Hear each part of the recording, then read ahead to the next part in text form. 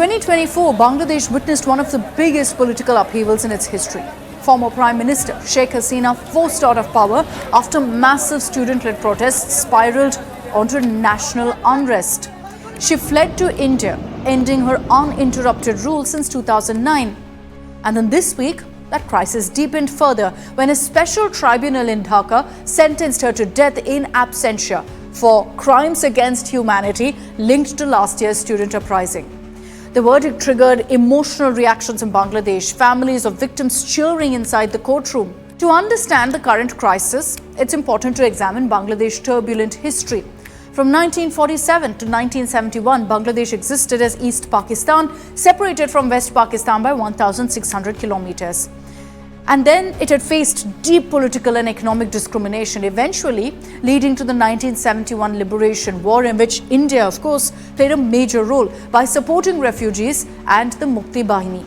Bangladesh became independent on December 16, 1971, when Sheikh Mujibur Rahman, as its first Prime Minister, was chosen. After his assassination in 1975, years later, the country saw years of coups and instability. Then Mujib's daughter, Sheikh Hasina, stepped in. She returned from exile in 1981 and took charge of the Awami League. Over the years, she became central to Bangladesh's democratic struggle. She first became Prime Minister in 1996 and again in 2009, after which she stayed in power for 15 years. Her tenure brought major economic growth, stronger ties with India, of course, but it also drew a whole lot of criticism for authoritarian tendencies, for attacks on opposition parties, and shrinking democratic space. But let's talk about the present crisis. It was triggered by large-scale student protests against job quotas that favored descendants of freedom fighters. Students demanded a fair, merit-based recruitment system.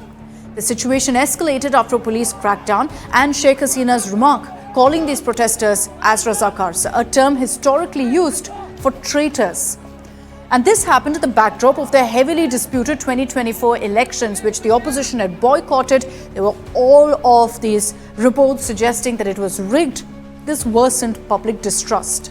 There was rising unemployment, inflation, corruption, general frustration among the youth, which added more fuel to the unrest. The crisis peaked when protesters stormed Hasina's residence, leading to her dramatic exit and flight to India. So why has she now been sentenced to death? Well, a special tribunal has found Hasina guilty on several counts, including ordering killings of the student protesters, authorizing lethal force through drones and helicopters, and failing to stop atrocities during the 2024 protests. She received 2 death sentences and a life term. Former Home Minister Asaduzzaman Khan also received a death sentence. Hasina has called the trial unfair, manipulated, saying she can still challenge the verdict in a higher court. But what about India? Bangladesh has formally asked India to extradite Sheikh Hasina and Asaduzzaman Khan. India and Bangladesh do have an extradition treaty. It was signed in 2013 that allows both countries to hand over individuals wanted for crimes punishable by at least 1 year in prison. So that box is ticked in this particular case. But the treaty also includes key exceptions, especially for offences considered political in nature. And that particular caveat is what matters. India can refuse extradition if it believes the charges are not made in good faith, or if handing over the person would be unjust. Because of these clauses, India is not automatically bound to extradite Sheikh Hasina despite Bangladesh's request.